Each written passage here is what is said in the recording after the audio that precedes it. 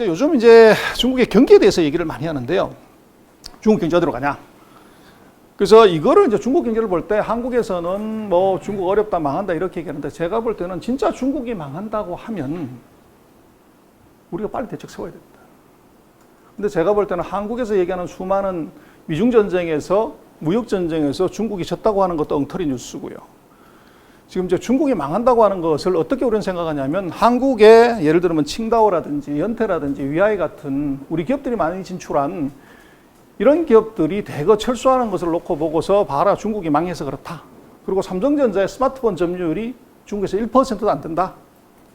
이걸 이제 중국 경제가 나빠서 이렇다고 볼 것이냐 아니면 한국 기업들의 내재적인 경쟁력이 중국 기업들이 올라가는 속도 또는 다른 외자 기업들이 와서 올라가는 속도에 비해서 뒤처져 그러냐 이걸 혼동하면 안 된다는 거죠. 결론 얘기 들으면 진짜 중국의 위기는 언제 오냐 그러면요. 그 중요한 시그널은 우리 유튜브에서 얘기하는 무슨 중국 망한다 이런 얘기가 아니고요. 핵심은 포춘 500대 기업들 중에서요. 아시안 헤드쿼터가 전부 지금 중국에 다 있습니다. 예전에는 홍콩, 싱가포르에 있다가요. 포춘 500대 기업이 한 개도 안 들어가 있는 기업이 없습니다. 중국은. 우리나라 포춘 500기업 다 들어와 있습니까? 아니. 중국이 진짜 망한다고 하면 제가 볼 때는 포춘 500대 기업들이 아시안 헤드쿼터를 상하이에서 베이징에서 대거 철수할 때 이때가 진짜 위기입니다. 무슨 말이냐면 포춘 500대 기업의 임원들이라고 그러면 어떤 사람입니까? 우리 같으면 삼성이나 LG나 현대에 거기 임원분들은 어때요? 요즘 뭐 농담으로 사자 들어가는 직업 보다가도 삼성전자 신입사원이 인기가 더 좋다고 그럴 정도로 이 포춘 500대 기업의 레벨이 높습니다. 근데 신입사원 100명 들어오면 포춘 500대 기업 임원이 되려면요. 100명 중에서 상무되는 사람 1명이지 않습니까? 들어갈 때도 상위 1%인데 거기서 상위 1%끼리 경쟁해서 여기서 1%가 돼야 포춘 500대 기업의 임원입니다. 그러면 확률로 보면 0.001% 되는 확률입니다. 그 사람들이 바보가 아니면은 중국이 지금 망하는데 거기다 공장을 더 짓는다고요? 이거 정신 나간 거죠. 그렇지 않습니까? 그리고 세상이 어떻게 되돌아가는지 잘 모르면 부자 따라 하면서 된다는 거죠. 그래서 지금 세상에서 최고의 부자는 구글, 페이스북, 테슬라 얘들이란 말이에요. 근데 구글이 먼저 중국에 한번 진출했다가 중국이 정보 검열 받으라고 그러니까 싫다고 도망갔다가 지금 구글이 다시 중국에 들어가려고 몸부림을 칩니다. 근데 중국 정부가 오지 마. 페이스북이 저커버크가 중국어까지 배워서 중국의 정부에 대해서 그렇게 로비를 했지만 이번에 법인 설립하지 마. 전 세계에서 전기차를 가장 잘 만들고 누구나 갖고 싶어하는 테슬라의 앨런 머스크가 미국도 아니고 유럽도 아니고 중국에다가 상하이에다가 전 세계 최대 규모의 전기차를 거기다 공장을 지었습니다. 이거 어떻게 봐야 됩니까? 우리나라 조그마한 중소기업들이 퇴출하는 것 이거 타고 세계적인 리더들이 거기다 계속적으로 투자를 하려고 하는 것 포춘 500대 기업들이 하나도 문 안 닫고 나오면 우리 같은 것도 보세요. 삼성은 그러면 우리나라 최고의 기업이 삼성인데 삼성전자는 중국이 망한다면 문 닫고 나와야 되는 거 아닙니까? 그런데 시안에다가 반도체 공장 하나 더 지었잖아요. LG 광동에다가 OLED 공장 하나 더 지었잖아요. 그럼 삼성하고 LG는 그럼 이건 바보 아닌가요? 그래서 이것을 좀 다르게 봐야 된다는 겁니다. 그래서 지금 중국 같은 경우는 제가 볼 때는 이 무역 전쟁 때문에 이제 문제가 많다고 했지만 아까 말씀드린 거 잠깐 리뷰를 드리면 2018년 7월부터 금년 8월 달까지 미국하고 중국하고 싸웠는데 대미 수출은 중국이 1%가 줄었고 미국으로도 수입하는 건 20%가 줄었어요. 근데 무역 수지 흑자는 아이러니하게도 9%가 더 늘었습니다. 근데 중국 전체, 이건 미국으로 하는 거고요. 중국 전체 수출은 플러스 3%, 수입도 플러스 3%, 무역 수지 흑자는 8% 늘었다는 겁니다. 아니, 대미 수출이 줄었는데 어떻게 미국 수출이 전체 수출은 늘었냐? 중국의 전체 수출 중에서 미국으로 하는 수출이 18%밖에 안 됩니다. 나머지 82%가 이게 얼마나 늘었냐가 중요하다는 거죠. 82%가 늘어가지고 전체 수출이 플러스가 3이 나왔다는 겁니다. 근데 우리는 언론에서 그렇게 많이 얘기하죠. 중국 수출 저거 미국하고 싸워가지고 다 죽었다 이렇게 나옵니다. 틀렸다는 거예요. 팩트가 안 났다. 그리고 무역 수지 흑자가 대미 흑자든 중국 전체 흑자든 줄어든 게 없고 대미 흑자는 오히려 300억 불이 더 늘었습니다. 이거 어떻게 봐야 됩니까? 그래서 데이터를 정확하게 체크 안 해보고서 그냥 미국이 얘기하는 거 그냥 따라서 하면 안 된다. 그래서 왜 이런 일을 우리는 이제 언론에서 보면 그게 쉽지 않게 찾아보기 어렵냐 그러면 저는 그런 것 같아요. 정보의 비대칭성. 무슨 말이냐면 트럼프는 매일요 전 세계 언론과 소통합니다. 트위터로요. 그러니까 트럼프 트위터 특징은요, 자기가 잘못한 거, 실수한 거, 못한 거 절대 얘기 안 해요. 무조건 잘하고 훌륭하고 대단한 것만 얘기를 합니다. 그래서 우리 이제 언론에서 제가 볼 때는 문제는 우리가 오해하는 것은 언론이 기사를 쓴다고 하는 것은요, 기자는 영어로 뭘까요? 리포터라고 그러죠. 자기 의견을 쓰는 사람이 아니라 전문가의 또는 데이터를 보고서 그것을 전하는 사람, 리포트하는 사람이잖아요. 근데 미중의 전쟁에 관해서 미국 측 얘기는 쏟아져 나옵니다. 트럼프가 매일 얘기하니까요. 근데 문제는 중국은요, 시진핑은 작년 4월 달 이후로 지금까지 미중 무역 전쟁에 대해서 우리가 이겼다 졌다 뭐 수치가 단 한마디도 얘기한 적이 없어요. 그럼 리포트를 쓸 때, 기사를 쓸 때 데스크가 물어보죠. 이 근거가 뭐야? 데이터가 뭐야? 물어볼 때 중국에 관한 데이터는 없어요. 근거가 없어요. 그럼 근거가 있는 거를 갖다 쓰게 되면 미국 정보가 90, 99, 중국 정보가 11밖에 안 들어갑니다. 여기서 정보의 비대칭성이 굉장히 큰데 이것이 여과 없이 그냥 오다가 보니까 우리는 이런 결과가 나와도 여전히 미국의 완성, 중국의 완패라고 보는 겁니다. 그래서 지금 대미 흑자는 아까 말씀드렸던 것처럼 최근 금년도 2019년 들어서도 여전히 22억 불 플러스입니다. 마이너스가 아닙니다. 그리고 중국의 전체 무역 수지 흑자는요, 2019년 지금 8월 달까지 619억이 더 늘어났습니다. 무역 흑자가 줄어들지 않아요. 그래서 지금 전 세계 경기를 놓고 보면 중국이 가장 먼저 경기가 하강했고, 그 다음 일본, 미국 이런 형태로 지금 들어와 있습니다. 그래서 지금 이제 우리나라도 그렇습니다만은 중국이 망했다, 망한다, 지금 망하고 있다고 이렇게 얘기하는 것의 오류가 뭐냐 그러면 이런 거죠. 중국이 6.6% 성장하다 금년 상반기에 6.2로 떨어졌어요. 0.4% 하락한 겁니다. 근데 우리는 작년에 코리아가요? 작년에 우리가 2.7% 성장하다 금년에 지금 뭐 조금 낙관적으로 보는 데가 2%대 성장한다고 보는 것 같아요. 그러면 우리는 얼마 빠졌냐면 마이너스 0.6입니다. 이번에 문제가 된 독일은 마이너스 0.7. 이렇게 보면 빠진 폭으로 보면 세계가 마이너스 0.3 정도고 IMF 예측으로 보면 중국이 마이너스 0.4면 한국보다도 적게 빠지는 겁니다. 근데 우리는 베이스가 2고 중국은 6이에요.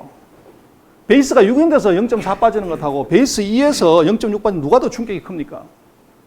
이거 물어보는 만하죠. 그런데 우리는 중국은 계속 망한다고 얘기를 하고 우리는 멀쩡하다고 이렇게 보는 겁니다. 이게 중국의 성장률 하락에 대한 이 서방세계 오해, 이거는 색안경 쓰고 중국만 이렇게 보니까 그렇다는 겁니다. 근데 세계 경제가 다 떨어지고 있는데. 그리고 또 하나, 지금 중국이 8%, 10% 성장하다 8% 성장, 지금 6% 성장하고 많은 이제 언론에서 비난은 예전에 시진핑이 파오 10%는 죽어도 간다고 그러다가 2년 지나니까 그걸 파오 8은 죽어도 간다고 그랬다가 지금은 파오 리오, 6은 죽어도 간다고 그런다. 봐라죠. 쟤들 거짓말 하는 거. 이렇게 얘기를 합니다. 근데 이것도 이제 우리가 뭐를 잘 모르고 얘기를 하는 거냐면 사이즈 이펙트를 감안 안 합니다. 그리고 또 하나는 중국은 이 GDP가요, 우리하고 같은 의미가 아니에요. 중국의 GDP는 중국 사회주의 국가라는 이거를 우리가 오해하는 거죠. 중국은 사회주의 국가에서 중요한 것은 뭐냐면요, 중국 전체 GDP에서 민간 기업이 아닌 국유기업이 차지하는 비중이 63%입니다. 3분의 2가 국유기업이에요. 중국의 중요한 기업들, 여러분들 알고 계시는 유명한 기업들은 100% 국유기업입니다. 국유기업은요, 기업의 목적은 뭘까요? 아마 재무관리 책에 처음 나오는 건 기업의 목적이 뭐냐면 이익의 극대화. 이익 못 내는 죽어야 되는 거죠. 자본주의 사회에서는. 근데 중국의 국유기업은요, 기업의 목적이 뭘까요? 예를 들어 우리로 쳐보자고요. 한전이 국유기업인데, 국가기업인데 한전이 지금 적잖아요. 그럼 우리가 국회에서 얘기를 할 때, 국회의원님들이 국정감사할 때 적자 2조 냈다 그러면 뭐라고 얘기합니까? 도대체 경영을 어떻게 얼마나 방만하게 했으면 적자가 나냐, 똑바로 해라, 이렇게 얘기하는 거죠. 그러면 한전은 이익을 많이 내는 방법은요, 내년 국정감사 안 터지려면 정기요금 3배 올려버리면 되는 거죠. 정기요금 3배 올려버리면 2조 적자 나던 것이 20조 이익 나죠, 바로. 그럼 국회에서 뭐라고 얘기를 해요? 작년에 2조 적자 났다, 이번에 20조 이익 냈다 그러면 참 잘했습니다, 승진시켜 드릴게요, 보너스 주게, 이렇게 얘기할까요? 아닐걸요? 그때는 뭐라고 얘기를 하냐? 좀 표현을 격하게 하자면, 야, 국민의 피를 얼마나 빨았으면 이익이 이렇게 나냐, 이렇게 얘기하는 거죠. 국유기획의 목적은 이익의 극대화가 아닙니다. 결국은 국민들의 복지를 얼마나 늘리고, 복지에서 제일 중요한 게 뭡니까? 일자리잖아요. 우리 50만 원 준다는 거 젊은 애들이 고마워합니까? 직장을 알선해준 고용이 가장 중요하다. 사회주의 국가에서는 첫 번째 경제정책의 목적이 바로 고용입니다. 그래서 왜 10% 하다가 8% 하다 지금 6% 하는데도 중국은 우리 5% 가도 별 문제 없어라고 얘기하는 이유는 뭐냐면 GDP 1%당 고용 유발 계수가 중요해요. 예전에 중국이 소위 말하는 중공업 시대에 이때는 이게 노동집약적인 것들이 많았단 말이에요. 경공업 시대는. 그래서 중국은 1년에 대학 졸업생이 지금 740만 명 됩니다.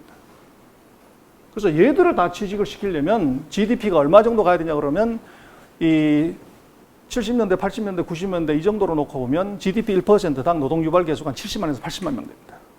그래서 10% 정도는 성장을 해야 7, 800만 명 나오는 애들을 고용시킬 수 있기 때문에 죽어도 10입니다. 근데 이게 지금 점점 서비스의 비중이 커져서 지금은 중국의 공업의 제조업의 비중이 41%, 우리가 얘기한 공업의 비중은 31%밖에 안 됩니다. 근데 지금 60% 이상이 서비스업이에요. 서비스업이 커지면서 고용 유발 계수가 작년 같은 경우에 GDP 1% 200만 명이 넘어갑니다. 그러면 6% 성장해도 1200만 명을 고용할 수 있는 거죠. 8% 성장한다고 하면은 이게 1600만 명을 고용할 수 있어요. 근데 중국이 성장률이 이게 떨어져도 문제가 없다고 보는 것은 뭐냐 그러면 고용을 최우선으로 하기 때문에 고용 유발 계수라도 보면 산업 구조의 변화가 고용을 충분히 수용할 수 있기 때문에 고성장을 안 해도 된다는 얘기예요. 그리고 지금 중국이 6% 성장하면 저거 망했다 이렇게 보는 것도 이거 뭐가 잘못됐냐면요. 프랑스가 지금 중국이 아까 말씀드린 금년에 소득이 $10,000인데 프랑스, 독일, 영국, 일본이 선진국들이 $10,000 갔을 때가 82년, 80년 이때 GDP 성장률이 얼마냐면 일본이 가장 높았는데 4%, 유럽 나라들은 다 1%에서 2%입니다. 근데 지금 중국은 6%를 한다고요. 그런데 이 나라들의 경제 규모가 그때 5천억 달러, 8천억 달러, 5천억 달러, 1조 2천인데 지금 중국이 14조 달러예요. 사이즈를 감안하지 않고 절대 증가율의 숫자만 보고서 중국 망했다고 얘기하는 것이 엉터리였는 겁니다. 그래서 바오리오, 바오치, 바오빠가 이게 왜 자꾸 떨어지냐고 얘기하는 것에 대해서는 이것이 중국의 GDP는 고용 유발 계수하고 관계가 있다는 걸 모르면은 계속 그렇게 얘기해야 됩니다.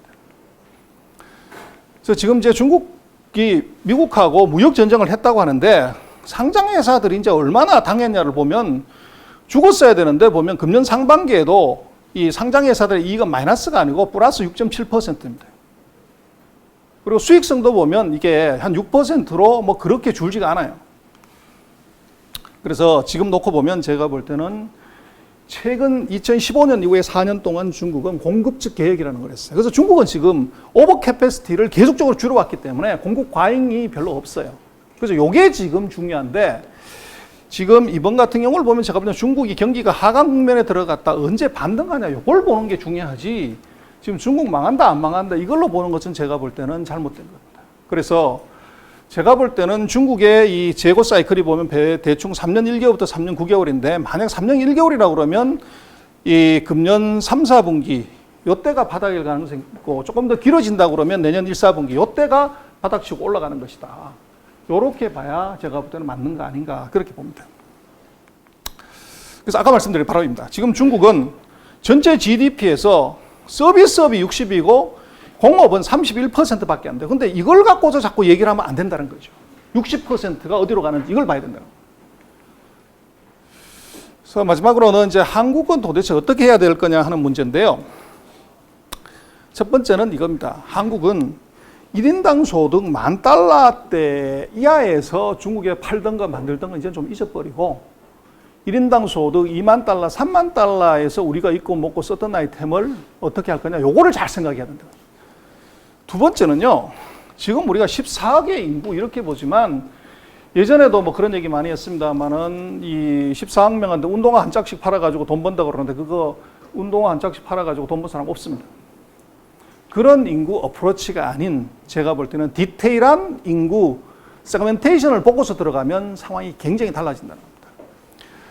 그리고 또 하나 지금 제가 볼 때는 중요한 것은 중국의 시진핑의 제2기 국정 아젠다를 주목해야 된다. 그리고 마지막으로 하나는 지금 중국이 바뀌었습니다. 월드 팩토리에서 월드 마켓으로 바뀌었다는 거죠. 그래서 예전같이 우리가 중국에 공장 지어서 물건 만들어서 갖고 나올 때는 아무 문제가 없습니다. 우리가 준 시방서대로 만들어주기만 하면 되니까. 그 사람들이 한국말을 이해하고 물건을 만들었어야 되지만 이제는 중국은 물건 만드는 거 끝났고요. 우리가 1인당 소득 $10,000. 예전에 우리도 마산 수출지역, 구미 수출자유지역, 뭐 부천구로 수출자유지역이었잖아요. 전 세계 기업 다 들어왔는데 지금 싹 다 가고 없다고요. 왜요? 우리가 인당 소득 $10,000 넘으면 93년 이후로 다 없어졌어요. 중국도 그렇게 지금 온 상태를 우리는 중국에서 우리는 수출 자유지역의 기업들 다 떠나 눈 번이 뜨고 봤으면서 우리는 중국에서 연년세세 그렇게 해먹을 수 있다고 보는 건 착각입니다. 지금 중국도 마찬가지. 우리도 지금 뭐 입고 계신 옷이 뭐 다 다르시겠지만 엔간한 옷들 전부 애들 옷, 어른 옷 전부 이거 따보면 메이드 인 차이나죠. 근데 중국도요 지금 내이 엔간한 옷들은요 중국도 메이드 인 차이나가 아니라 메이드 인 베트남입니다. 중국마저도 그런데 우리가 중국에서 제가 볼 때는 퍼캡ita $10,000 이하에서 우리가 만들었던 건 빨리 중국에서 빼야 됩니다. 안 빼고 죽는다. 근데 문제는 지금 중국은 월드 마켓이 되는, 이게 무슨 말이냐? 14억의 뭐 거지들이 무슨 돈이 있어 이렇게 얘기를 하죠. 작년에요 중국이 자동차를 2,800만 대를 샀습니다. 우리나라 자동차 전부 몇 대나 될까요? 우리 차가 많지 않습니까? 우리나라 차 전부 몇 대나 될 것 같습니까? 상당히 등록대수 봐요. 그렇습니다. 한 2,100만 대 그 정도. 우리가 당분이래로 머리 털라고 산 차가 2,100만 대인데 중국은 작년에 한 해 산 차가 2,800만 대. 미국이 1,700만 대 정도인데 미국보다도 1,100만 대를 더 샀습니다. 이거 어떻게 보냐? 작년에 전 세계에 명품 루이비통, 구찌, 베르가모, 샤넬의 33%를 중국이 사갔어요. 작년에 BMW, 벤츠 전 세계 9대 명차의 27%를 중국이 사갔다고요. 전 세계 면세점 매출액의 절반을 중국에 갔습니다. 아니 14억의 거지가 어떻게 그걸 사갑니까? 우리가 지금 1인당 소득이 $30,000인데 이 얘기는 무슨 얘기냐면 우리가 5천만 명을 나름이 세웠을 때 가운데 딱 쳐서 2,500만 등 하는 사람이 $30,000. 그게 이제 통계학적으로 중위수라고 그러는데 샘플이 크면 중위수하고 평균값이 거의 일치합니다. 중국 같은 경우에 소득 수준이 우리 3분의 1의 $10,000라고 하는 것은 14억 명을 나름이 세웠을 때 가운데 딱 쳤을 때 7억 등 하는 놈이 $10,000라는 얘기예요. 그럼 위에 있는 5천만 명은 소득이 얼마일까요? 그 사람들이 사는 겁니다. 제가 최근에 한 통계를 보니까 중국의 가계 소득 상위 10%의 인구가 1억 800만 명입니다. 그 사람들의 평균 소득이 $68,000예요. 미국보다 더 높습니다. 이 사람들을 루이비통, 베르가모, 샤넬, BMW, 벤츠, 아우디 이거 사는 거죠. 그래서 드디어 이걸 중국을 마켓으로 생각하면 돈을 어떻게 버냐고 그러면요. 제가 볼 때는 돈은 그 사람의 마음을 사면 됩니다. 그 사람의 마음을 어떻게 사냐면 그 사람의 언어로 얘기해 줘야 돼요. 건설업 하시는 분하고 얘기할 때는 건설업에 쓰는 용어로 얘기를 해야 되고 금융업 하시는 분은 금융업 하는 용어로 얘기를 해야 어프로치가 쉬워요. 중국 가서 비즈니스를 하는데 한국에서 중국 가서 많이 망했다. 뭐 거기서 뭐 누구한테 사기당했다, 뭐 쏘갔다, 뭐 이제 이런 얘기를 많이 하지만 저는 그럴 것 같아요. 한국에서 중국 들어가가지고 망했다고 하는 회사 한번 체크하면 됩니다. 첫 번째. 현지법인 대표가 중국에서 학교 나온 사람이 있냐? 그리고 현지법인 대표가 중국에 예를 들면 당하고 시하고 거래업체하고 중국어로 농담하고 욕하고 싸우고 논쟁하고 조목조목 따질 수 있는 능력이 되는 사람이 한 명이나 있냐?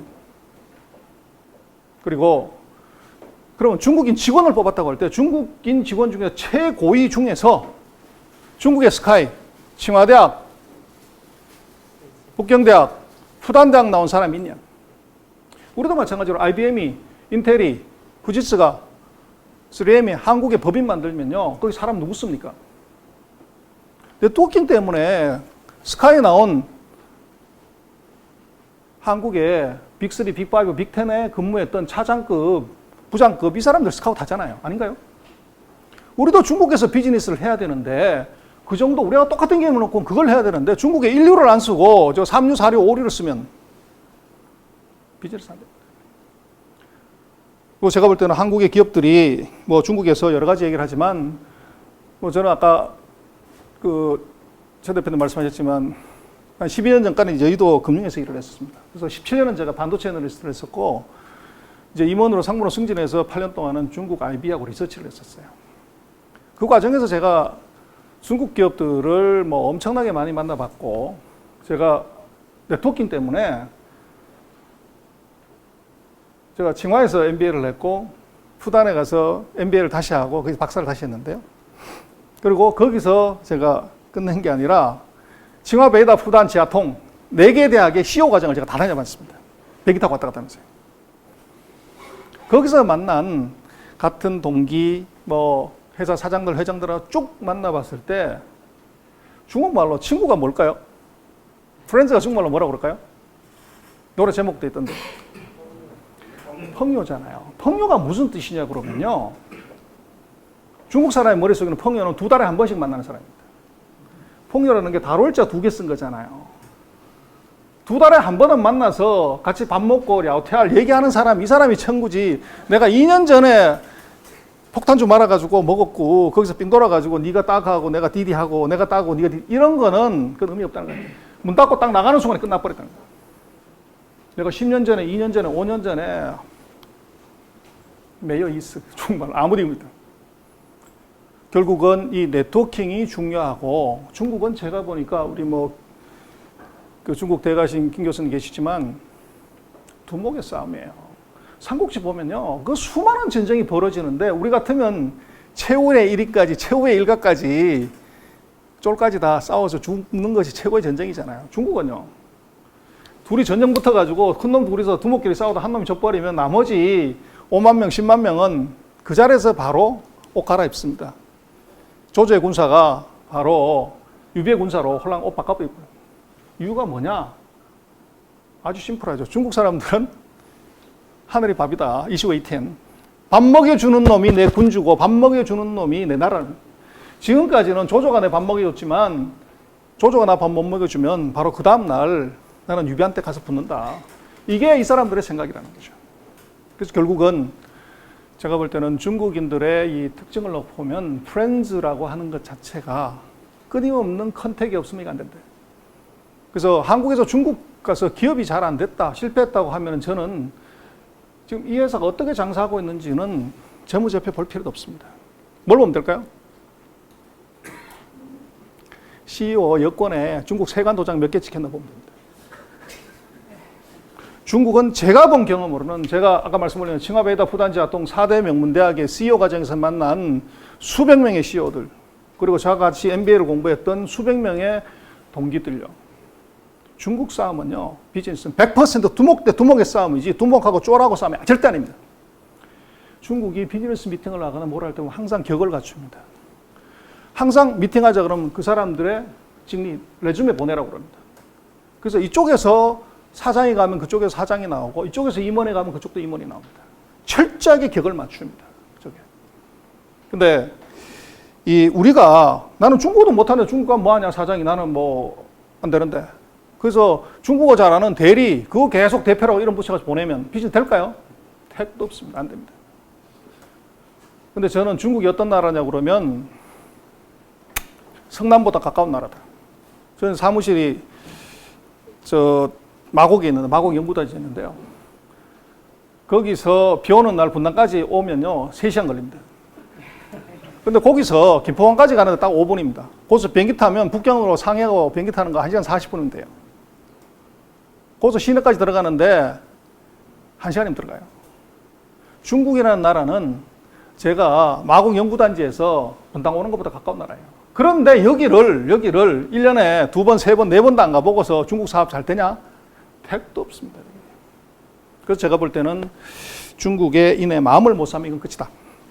여기는 어느다. 그래서 중국이 이제 어떤 정도로 사냐는 것은 사실은 한국에서 많은 또 이제 오해 중에 하나는 중국은 GDP 통계를 속인다. 근데 그거는 여러 가지 얘기를 할 수 있지만요. 오늘 시간이 없어요. 그 얘기를 못 드리고 GDP 통계를 속인지 안 속인지는 불빛으로 봐라. 무슨 불빛이냐? 나사가 찍은 사진을 보면요. 동경, 한국, 상하이, 베이징을 놓고 보면 불빛을 놓고 보면요. 이 불빛의 밝기를 놓고 보면 지금 상해 같은 경우는 이쪽 동네는 이쪽 동네 훨씬 더 밝고 크죠. 이게 중국의 구매력, 소비력, 경제력 얘기를 합니다. 그래서 아까 말씀드린 중국의 데모그래피를 좀 잘 봐야 되는 것은 14억의 운동업 한다는 건 넌센스. 근데 지금은 예전에는 안 되는데 지금 14억의 운동업 할 수 있습니다. 어떻게?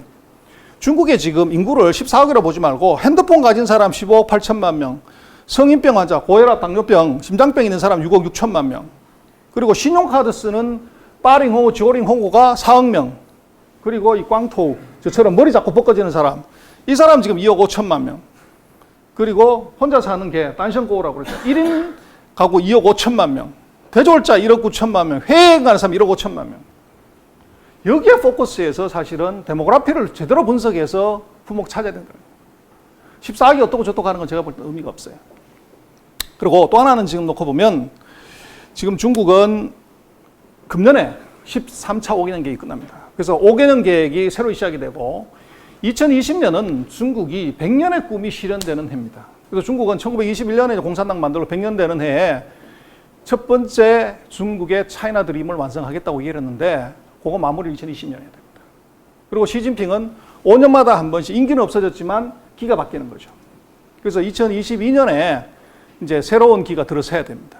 그렇게 보면 2020년, 2021년, 2022년에 여기에 지금까지 최근 10년 동안 왔던 중국의 패러다임에 새로운 변화가 생깁니다.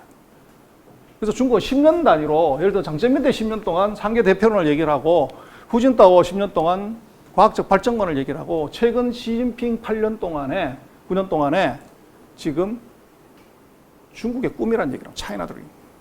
그 차이나 드림이 사람 죽이는 겁니다. 지금 중국을 홀랑 뒤집어놨고 한국하고의 관계도 홀랑 뒤집었고 미국과의 관계도 홀랑 뒤집은 것은 시진핑의 차이나 드림 때문이었습니다. 그래서 시진핑이 1기 10년 그 국정 아젠다를 2기에도 그대로 쓸 거냐? 저는 아닐 거라고 봅니다.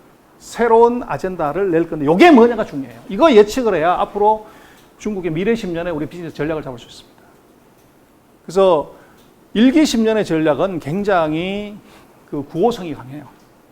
근데 여기에 아주 중요한 변수가 미국하고 전쟁이 터졌다는 거죠. 제가 볼 때는 2기 전쟁의 핵심은 내수하고 기술입니다. 테크하고 컨슈머예요. 거기에 맞는 어떤 아마 제가 볼 때는 이미 중국의 연구기관에서는 키워드는 이미 만들었을 겁니다. 그거 이제 어떻게 더 구체화하느냐에 갖고 있겠죠. 그래서 지금 우리를 놓고 보면 1인당 소득 $10,000 시대 때까지 봤던 우리 예건 이제 끝났다. 여기서 $20,000, $30,000에 우리가 입고 먹고 썼던 아이템 요거를 중국에 갖고 들어가야 되는데 여기서 우리가 뭐가 문제가 되냐 그러면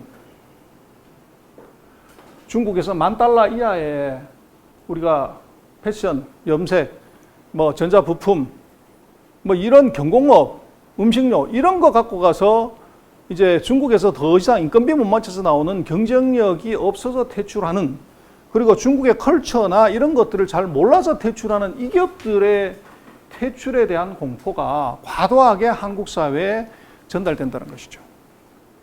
포춘 500대 기업은 더 투자를 하려고 하는데 그래서 이게 무슨 말이냐면 물론 중국의 리스크에 대해서는 제가 볼 때는 조심하고 또 조심하고 조심하는 게 맞습니다. 근데 그 공포가 과도하면은 돈 먹을 수 있는 기회를 이걸 발로 차버리는 결과가 나온다는 거죠.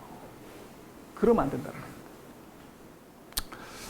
그래서 김 교수님 뭐 대가시지만 그 사기에 우리보다 10배가 크면 욕하기 시작하고 100배가 되면 두려워하고 1000배가 되면 그 밑에서 일하고 10,000배가 모이게 된다고 해서 왜 지금 사드 이전하고 이후하고 우리가 중국하고 가는 관계에서 놓고 제가 볼 때는 한마디로 딱 얘기를 하면 사드 이전 2016년 이전까지는 발 마사지라고 정의할 수 있고 제가 볼 때 2016년 이후 지금은 공포라고 얘기할 수 있을 것 같아요. 2016년 이전까지는 중국 그러면 우리는 가서 우리 발 마사지 해주는 허접한 사람들 이렇게 봤던 것 같아요. 그런데 지금은 정부든 기업이든 뭐 모든 것이 중국을 바라보는 것은 제가 볼 때는 공포예요. 두려움이 있습니다. 그 두려움이 어디서 오냐 그러면 저는 사마천이 이미 얘기를 한 것 같아요. 우리가 이 중국 GDP에 비해서 1990년대 초반에요. 중국 GDP 80%까지 왔습니다.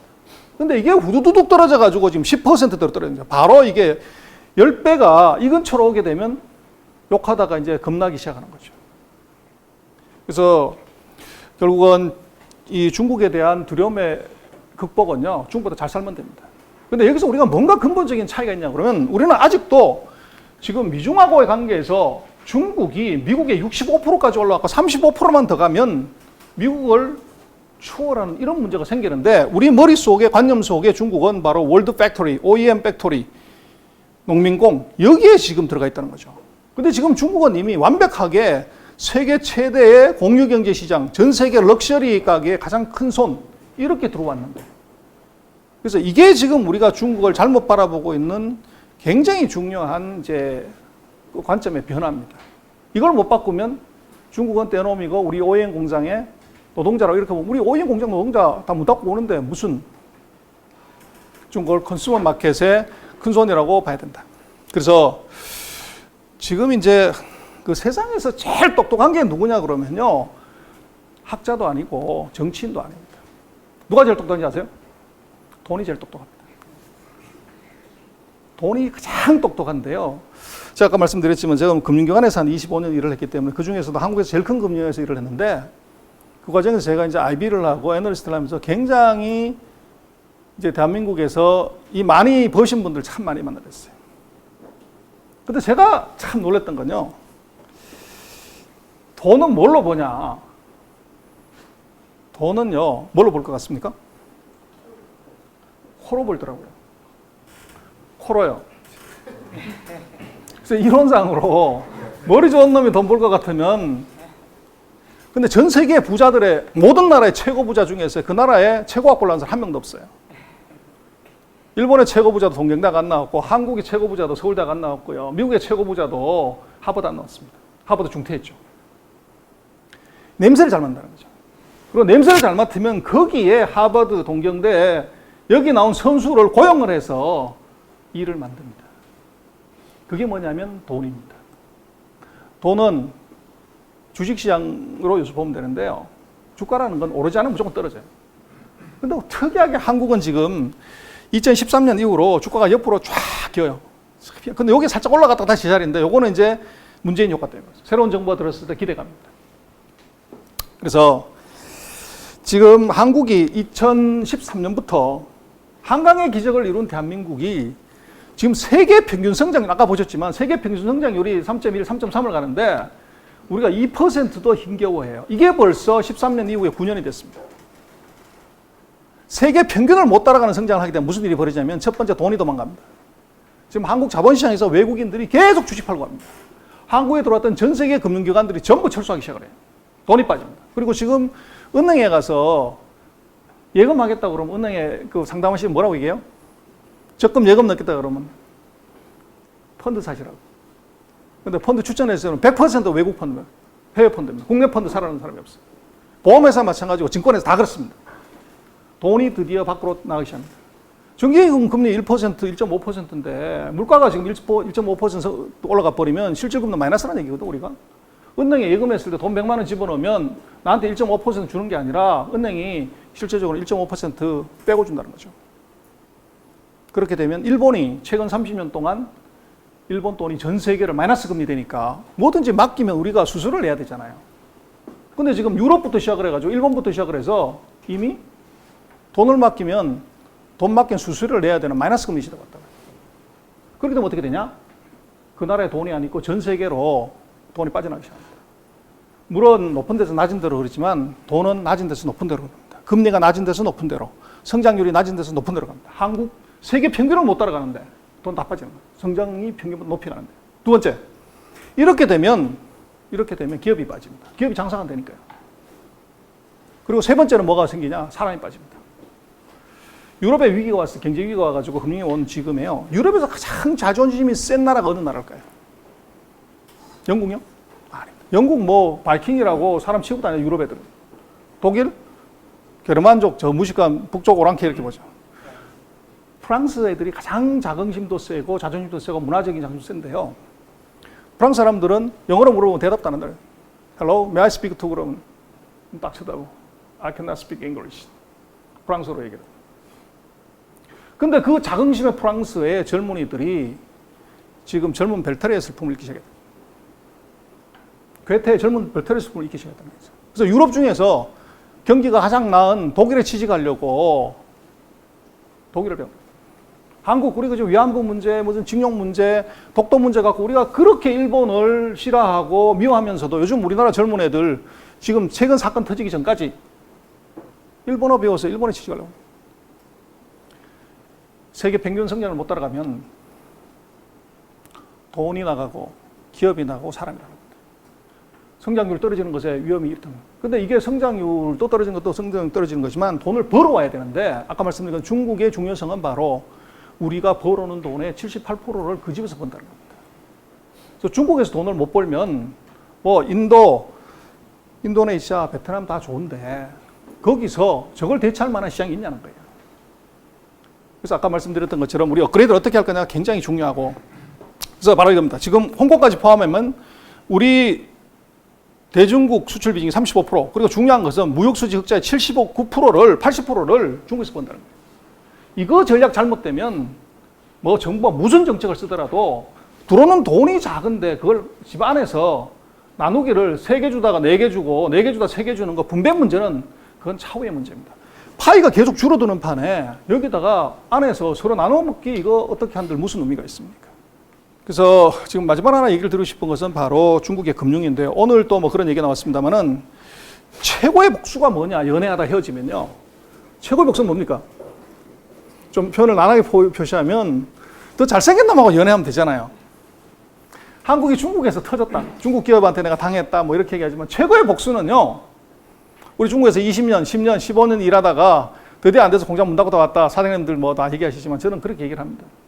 최고의 복수 하나 가르쳐 드릴까요? 장사에서는 똔똔했고 조금 벌었고 지금 나오시지만 그 공장 20년, 10년 된 거 팔아갖고 10억, 20억, 30억, 50억 땅판돈 갖고 들어오시는데 그 돈 다 갖고 들어오시면 50%만 갖고 들어오죠. 50억이면 25억만 갖고 들어오고 25억 뭐하냐? 우리 회사 뒤통수 친 중국 기업의 주식을 사버려요. 이게 최고의 복수입니다.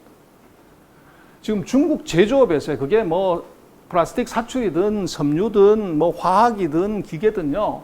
전통 제조업에서 중국에서 1등은 세계 1등입니다. 세계에서 1등은요. 거래소가 무너져도 망하지 않습니다.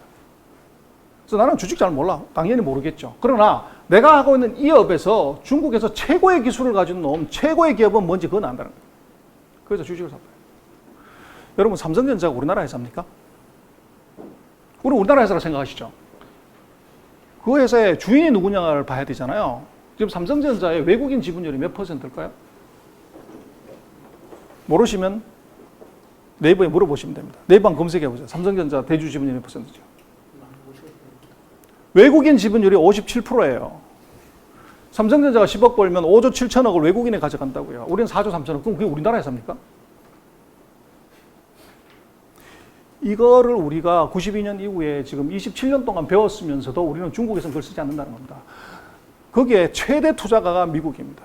삼성전자 투자하는 사람이 절반이 미국이에요. 미국은 1970년에 반도체를 만들어서 1985년에 인텔이 도저히 D램은 일본 기업 NEC, 도시바, 히다치, 미쓰비시에 상대가 안 돼가지고 포기를 했습니다. 그리고 나는 우리 CPU만 할래 한 게 지금 인텔입니다.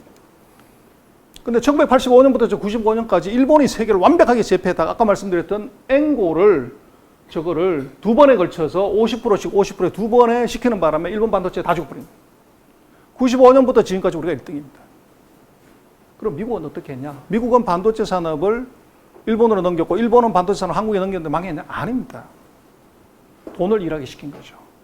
15년간의 자기네 반도체 산업의 경험을 85년부터 95년까지 일본에다 갔다가 적응해서 일본 반도체에서 주식을 사서 대박을 냈고 일본하고 미국은 자기네가 반도체를 경험해보고 투자인 경험하고 한국에 투자해서 삼성전자 사가지고 대박을 낸 겁니다. 제가 볼 때는 지금 새로운 것 하나는 이제는 한국도 날방 까서 이거 일을 하는 이 전통 제조업에서는 중국하고 절대 못 이깁니다. 이제는 금융으로 승부를 해야 되는데 여기에 절묘한 찬스가 바로 미국이 금융시장을 열게 만들고 중국이 돈을 내놓게끔 만드는데 거기에 어떻게 우리가 편성하냐가 중요해요.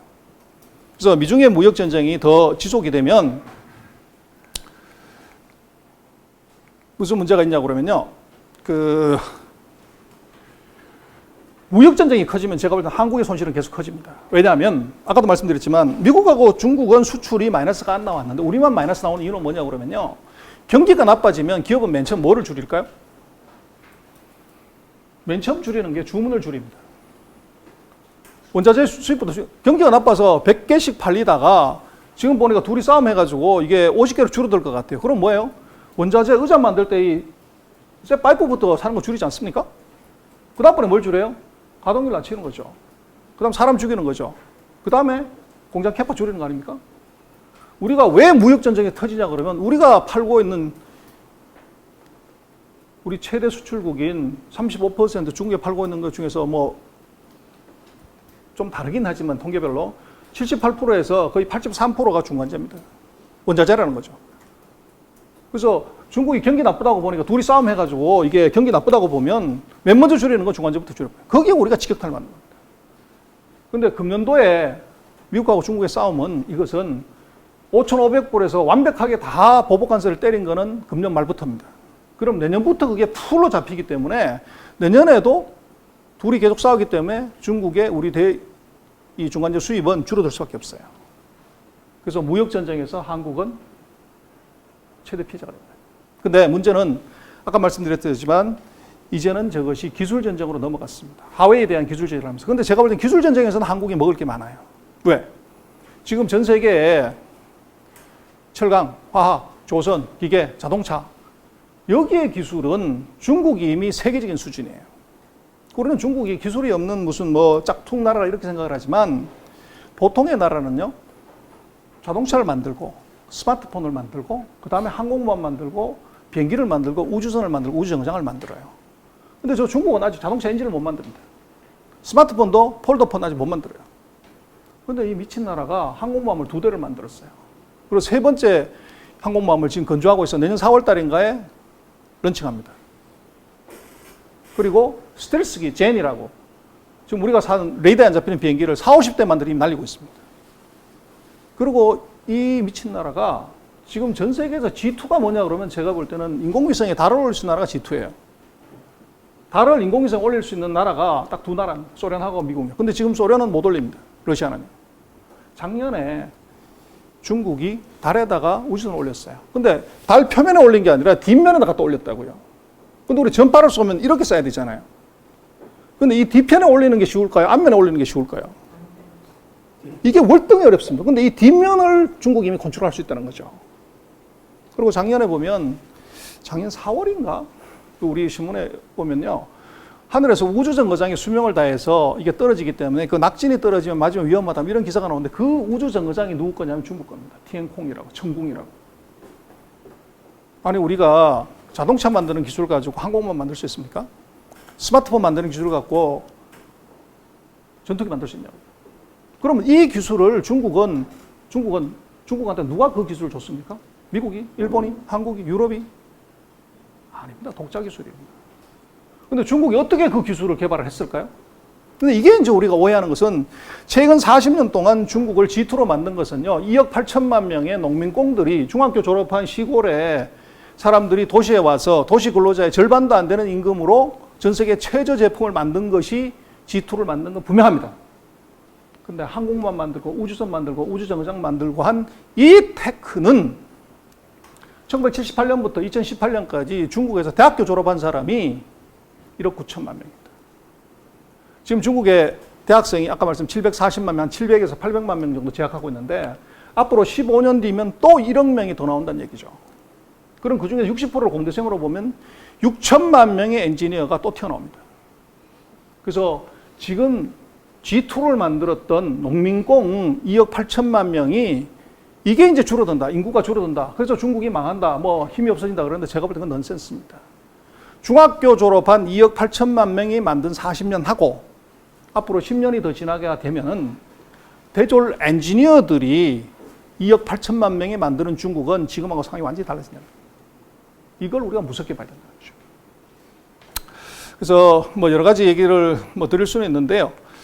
그래서 뭐 중국은 이걸 하나만 얘기로 마치도록 하겠습니다. 그래서 우리가 중국을 보는 관점에서 하나만 예를 들어 드리면요. 지금 우리 삼성전자가요. 전 세계 반도체, LCD, 스마트폰, TV 여기서 1등하는 우리 삼성전자의 시가총액이요. 중국의 탄센트, 아리바바. 탄센트는 우리로 치면 카카오톡 하는 다음 같은 회사고 아리바바는 인터파크처럼 전자상 거래하는 회사인데 이 두 개 회사의 시가총액 60%가 안 됩니다. 아니 이게 말이 되나요? 천하의 삼성전자의 시가총액이 중국의 카톡지라는 회사의 시총의 60%안 된다는 게. 이걸 이해를 못하면 지금 중국 산업을 이해를 못하고 세계 경제를 이해를 못하는 겁니다. 무슨 말이냐면 지금 근데 이렇게 생각할 수 있죠. 야, 중국 애들은 걔들은 뭐 주식을 알아. 얘들이 뭘 모르고서 아리바바나 탄센트 주가를 막 끌어올려가지고 법으로 왕창 만든 거지. 이렇게 얘기를 할 수 있어요. 근데 재미난 것은 아리바바는 어디에 상장이 됐을까요? 중국에 상장돼 있지 않습니다. 미국의 뉴욕스탁, 미국 증권거래소에, 그 나스닥도 아니고 우리 같으면 유가증권 시장에 상장이 돼 있어요. 그것의 가격이 결정한 건 미국 투자가들이 결정한 겁니다. 탄센트는 어디에 상장이 됐을까요? 홍콩에 상장됐습니다. 홍콩은 전체 투자가의 51%가 다 외국인입니다. 홍콩의 외국인들이 탄센트의 밸류에이션을 그렇게 잡고 미국의 투자가들이 아리바바의 밸류에이션을 그렇게 잡은 거죠. 우리 삼성전자도 미국에 상장이 돼 있습니다. 이건 무슨 얘기냐면 제조업의 시대는요, 큰 놈이 작은 놈을 먹습니다. 생산량을 200만 개 만드는 놈은 100만 개 만드는 놈부터 무조건 이깁니다. 왜? 대량 생산의 법칙에 하면 생산량이 2배가 되면 원가가 33% 떨어지기 때문에. 그래서 100만 개를 만들면 100이라고 하면 200만 개를 만들면 원가가 66이 된다는 거죠. 그래서 제조업의 시대, 공업의 시대에는 큰 놈이 작은 거 먹습니다. 정보화 시대에는 뭐가 달라지냐면 그게 아니고 누가 엔터키를 빨리 치냐, 빠른 놈이 느린 걸 먹어요. 근데 지금처럼 SNS의 네트워크 갖고 모든 걸 다 하는 시대는 뭐냐면 핸드폰은 공짜로 준다는 거예요. 핸드폰은 공짜로 주는 대신에 당신의 핸드폰 갖고 쓰는 그 데이터를 나한테 줘라. 핸드폰은 공짜로 200만 원 공짜로 줄게. 당신이 사용하고 있는 빅데이터를 나한테 공짜로 주라는 시대가 왔습니다. 이때는 뭐가 문제가 되냐면 그 데이터를 많이 나한테 줄 수 있는 친구 많은 놈이 친구 적은 놈을 먹습니다. 친구 많은 놈이 큰 놈을 먹고 친구 많은 놈이 빠른 놈을 먹는다는 거죠. 이게 바로 아리바바 탄센트가 삼성전자 시가총액 다 큰 이유입니다. 지금 전 세계에서 가장 많은 인터넷 모바일 가입자를 가진 놈이 지금 중국입니다. 이걸 무섭게 봐야 되고 한국이 중국을 어떻게 공략하려고 그럴 때도 제가 볼 때는 이겁니다. 플랫폼에 올리지 않으면 안 됩니다. 왜 한국의 이 많은 화장품부터 시작해서 옷, 패션 회사들 중국 가서 문 닫고 나오냐? 중국의 내수를 보면 매달 8에서 10% 성장합니다. 전 세계에서 8에서 10% 성장하는 시장이 없는데. 근데 중국의 백화점, 뭐 매장을 가면 사람이 없어요. 중국의 백화점이 매달 매출액이 10% 줄어듭니다. 오프라인 매장 계속, 요즘 중국 오프라인 매장에 가면 사람이 없습니다. 두 사람밖에 없어요. 한 사람 주인, 한 사람 가게처만. 왜 그럴까요? 그런데도 통계를 보면 중국의 내수는 계속 나옵니다. 이게 무슨 의미냐면 지금 중국은 15억 명의 핸드폰 가입자가 백화점에 로드샵에 가서 구경만 하고 사는 건 핸드폰을 사버립니다. 그래서 오프라인의 매출액은 매달 10%씩 줄어드는데 온라인 매출액은 매달 30%, 40% 늘어납니다. 이걸 두 개를 합치면 플러스 8에서 10이 나옵니다. 이게 이제 눈으로 보이지 않는 것이라는 거죠. 그래서 제가 볼 때는 한국이 중국을 공략하는 중요한 방법 중에 하나는 삼성전자를 이용하는 겁니다. 무슨 말이냐면 아까 제가 말씀드린 이제는 핸드폰 200만짜리 공짜로 줄게. 그 대신 네 데이터를 나를 줘. 그래서 삼성전자가 지금 2009년부터 지금까지 판 핸드폰이 21억 9천만 대입니다. 제가 만약에 삼성전자라고 하면 핸드폰 120만 원짜리 60만 원을 줄게. 그 대신 조건이 있다. 뭐 일주일에 한 번씩 삼성전자 갤럭시 앱에 들어왔다 나가라. 회원가입해서. 그러면 60만 원 깎아줄게. 어떻게 하시겠어요? 가입하시겠어요? 120만 원짜리 핸드폰 60만 원을 주는데 조건은 일주일에 한 번씩 그 사이트에 들어왔다 나가기만 하면 돼요.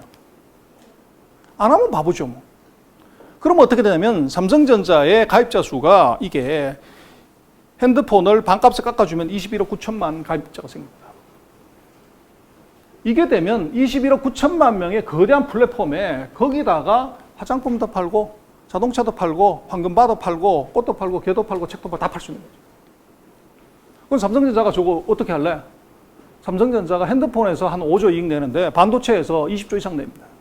반도체가 이익 내는 거 그걸 이쪽에다가 투자를 한다고 생각을 하면 삼성전자 시가총액이 지금 250조, 300조라고 그러면 페이스북의 시가총액이 삼성전자 더 큽니다. 삼성전자의 가입자 수가 페이스북 정도 수준이 되면 시가총액은 2배가 더 늘어나야 되는 거죠. 결국은 중국의 14억 인구를 따라갈 수 있는 플랫폼은 지금 한국 같은 경우에 유일한 솔루션은 바로 핸드폰의 세계 최대인 삼성전자의 저 플랫폼을 쓰는 겁니다. 그래서 이걸 안 하면은 제가 볼 때는 중국에서 살아남기 굉장히 어렵습니다. 플랫폼에다 뭘 태우냐. 항공모함을 몰고 가서 거기서 비행기를 날려야 되는 것이지 여기서 비행기 날려 소용이 없습니다. 중국은 이제는 거대한 항공모함이 이미 됐고 이 플랫폼에서 떨어지면 절도 아니면 사망이고 못 올라타면 돈 벌 찬스가 없어집니다. 근데 한국에는 이런 플랫폼이 지금 있다는 겁니다. 그래서 마지막으로 하나만 더 얘기를 드리면 결국은 또 하나 이제 반도체보다 더 큰 시장은 제가 볼 때는 바이오 시장입니다. 중국에 지금 성인병 환자가 고혈압 3억 3천, 고지혈증 1억 6천, 당뇨병 1억 1천. 그래서 고령화 시대에 이게 어마어마하게 커지는데요. 결국은 이 중국의 반도체보다 더 커질 수 있는 시장이 바이오 시장인데 저는 그렇게 생각합니다. 요즘 한국에서 뭐 취직 잘 안 된다 그러고 그러는데도 아직 우리 상위 1%들은 의대를 갑니다. 그래서 의대 지금 나와가지고 취직할 수 있냐 이렇게 얘기를 하지만 저는 의대 정원 줄여야 된다. 저는 역발상을 한다 그러면 의대 정원은 지금보다 10배를 늘려라. 뭘 하냐? 의대 정원 10배 늘려서 거기서 의대 졸업할 때 반드시 HSK 6급은 따야 된다. 그리고 거기서 무슨 뭐 쌍꺼풀 수술하고 뭐 이런 거 그만하고 고혈압, 심장병, 당뇨병 이 세 개 병에 특화해서 거기에 진단, 치료, 수술 여기에 세계적인 기술을 가져가게 되면 중국에 지금 노인 인구가 1억 6천인데요. 저게 5년마다 1억 명씩 늘어납니다. 지금 60년생들이 1년에 태어난 숫자가 2,500만 명이 넘어요. 근데 중국의 지금 부자들의 평균 연령이 56세입니다. 앞으로 10년이 지나면 중국의 부자들이 늙어가요. 여기에 엄청난 마켓이 있는데 지금 중국을 우리가 의료로 공격해야 되는 이유는 딱 하나입니다. 중국은 의사들이요. 중국이 이제 그 학교 랭킹을 보면 우리는 뭐 어느 학교든지 간에 의대가 1등이죠. 근데 중국은 공대 중에서 의대가 1등이 아닙니다. 예전에는 저 밑에 있었고요. 지금은 이제 많이 올라오긴 했지만 아직도 탑 수준인 거예요. 왜냐? 그래서 중국의 의사들의 수준이 한국보다 굉장히 떨어집니다. 그래서 사회주의 국가이기 때문에 의사 월급이나 노동자 월급이 똑같았거든요. 그러니까 의사를 해야 될 이유가 별로 없었다는 거예요. 그래서 의료의 퀄리티가 굉장히 떨어집니다. 그래서 제가 볼 때는 지금도 이제 중국은 빠른 속도로 올라오고 있지만 아직도 의사 하나 키우려면 10년이 걸립니다. 제대로 된 의사가 하려면 20년 걸려야 되고요. 그 기간 동안에 제가 볼 때는 중국은 늙어간다는 거죠. 우리가 이 성형수술에서 대박 냈던 것처럼 제가 볼 때는 한국이 전략적으로 성인병에 특화를 하게 되면 앞으로 20년 안에 그것을 완성하게 되면 엄청난 반도체보다도 몇 배가 더 큰 시장을 우리가 먹을 찬스가 바로 옆에 있다는 겁니다. 그래서 뭐 중국에 대해서는 저는 뭐 여러 가지 생각을 합니다만은 중국은 망할 이유를 찾으면요 100가지도 넘고요. 또 중국이 흥할 이유를 찾아도 100가지가 넘습니다. 근데 우리로서 중요한 것은 우리는 중국을 버리려고 해도 버려지지가 않고요. 저게 버릴 수도 없습니다. 가까이 붙어 있기 때문에. 근데 그걸 어떻게 잘 우리가 업어치게 할 거냐.